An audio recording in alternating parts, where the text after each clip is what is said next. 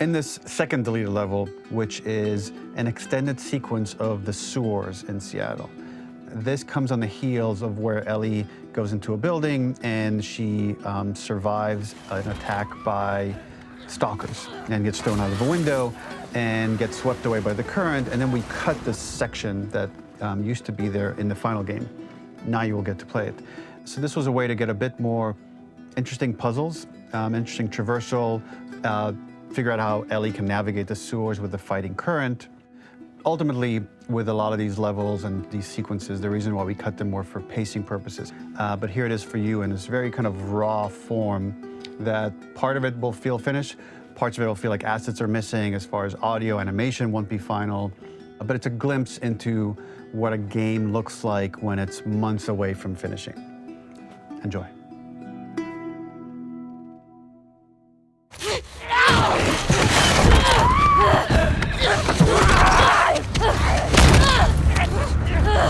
Get off of me!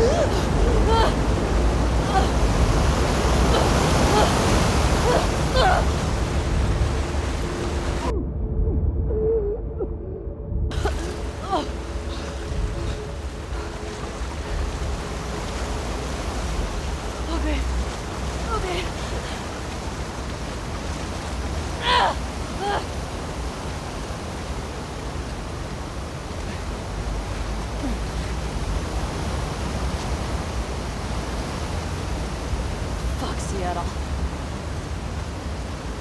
Okay. This level, internally known as Fine Mora, was quite long in duration as we had to make Ellie traverse a far distance to the opposite side of downtown Seattle. The sewer section was originally longer than what we released the game with, approximately 10 minutes more. This was one of the few areas of the game that used water flow as part of a traversal puzzle. The player has to go upstream to use the current to get to the platform to reach the other side. We mostly cut this mechanic game-wide, however it remained in essence in the section swimming to the aquarium as Ellie when you were avoiding the waves.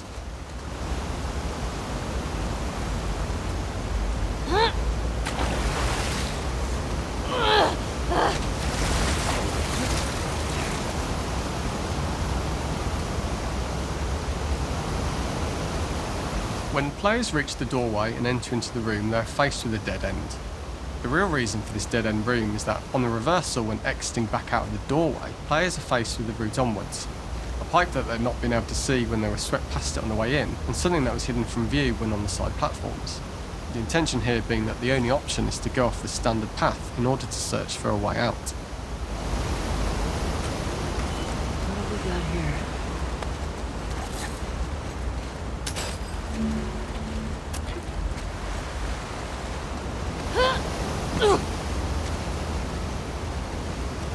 Get me the hell out of here. Throughout the rest of the level, we also used light to indicate to the player that they were heading in the right direction. At each turn, however, we blocked the direct route forward. Players would know that they just have to keep finding alternative paths, promoting those feelings of being desperate and trapped.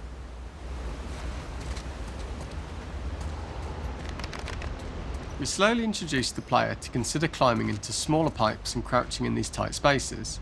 This is to slowly build up to, and encourage, the player to climb into such small pipes that they'd have to be crawling on their stomach, which is something that the player previously may not have recognised as a playable space, let alone the desired route they need to take. Up and out. Just keep going up and out. We added a tiny space just to reward the player's exploration with a pickup item, and we made sure it was something that made sense that you'd find in this area. A canister and all the garbage that had been washed into the sewers from the surface.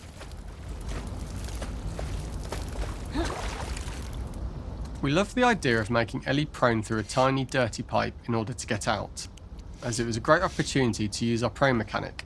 A unique camera setup was created to support crawling in these pipes, as the standard prone camera is much higher above the player, We also created custom collision in order for Ellie to manoeuvre in these tight spaces easily. Initially, the oblong collision capsule around her character caused issues crawling around corners. We put extra effort into the custom corner collision so the movement experience is as smooth as the main game. Fuck. Okay. Don't lose your shit, Ellie.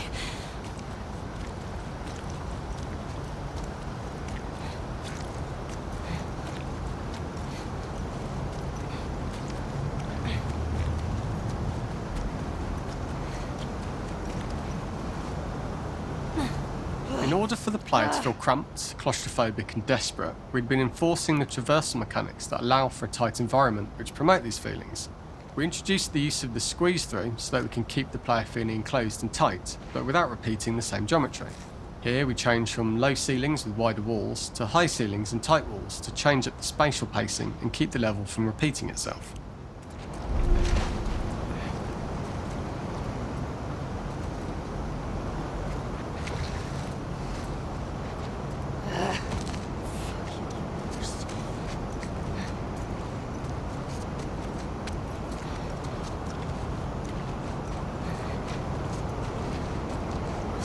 Shitty place to die.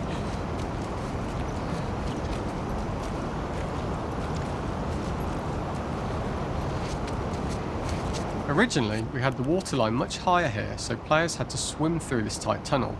However, from watching user test feedback, it was occasionally causing people to discount the route entirely and turn back on themselves. So to avoid any risk of this happening in the final game, we present a lower water level so the tunnel is easy to see and commit to using. Although this isn't as impactful without the prone swim, it's the better decision as it means a smoother experience for the player with no backtracking frustration. As we surface from the water and over the crest of the slope, we reveal what is further in this tunnel. A clicker that has sprouted and the fungus has grown on the sides of the pipe. It was great to see people who user tested this area becoming increasingly worried as we forced the player to squeeze past the fungus and inches away from the clicker's face, all the time not being sure whether the clicker might be alive or attack them. Although we aren't as cruel as to force a clicker attack in such close proximity, we do have a payoff for this moment. This clicker momentarily turned into Joel to show Ellie's PTSD from what happened to Joel at the start of the game. Ultimately, we decided to save this moment for the farm level, as it was more impactful there because it could become the centrepiece of that experience. Whereas in the sewers, we weren't able to make it as much of a narrative point and give it the breathing room and reaction time that it deserves, given the tight space. Damn it.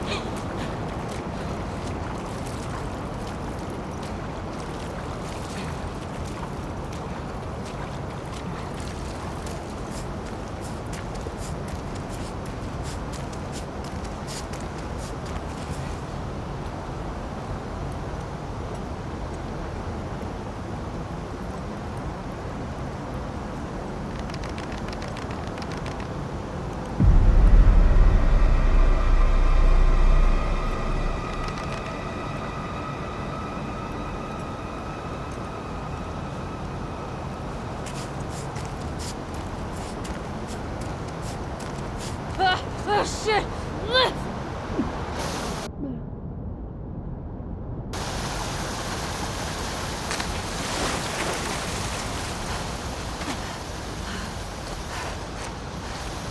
For the final section, we eventually opened you out into a wider area as you traverse through such tight spaces leading up to this. So changing the environmental pacing makes it begin to feel like we're coming to the end of Ellie's ordeal. An earlier iteration used the current that we'd shown at the start for a slightly tougher traversal puzzle to conclude the sewers. The ladder was clearly visible from most of the area, but the player was faced with a fast-flowing torrent of water they couldn't cross. If the player attempted to jump into the water, they were not able to swim across the ladder due to the water's speed, but instead they had to traverse the pipe running along the top of the space in order to get across the water.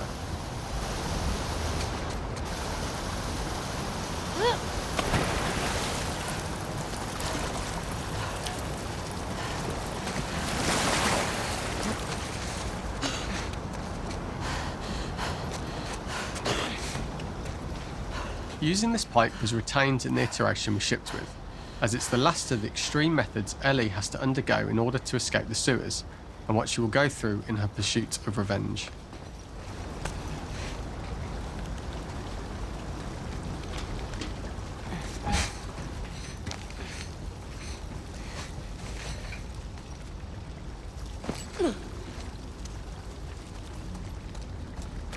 The last ladder climb was quite lengthy, and although we could have trimmed it down to a shorter climb, we liked how this last segment of the journey built anticipation for whether there was success at the top or not after all you've been through. Ultimately, the ladder exits out into the subway station, which is how it connects in the final game. Ellie then has to find her way to the hospital from here, crossing paths with the scars for the first time.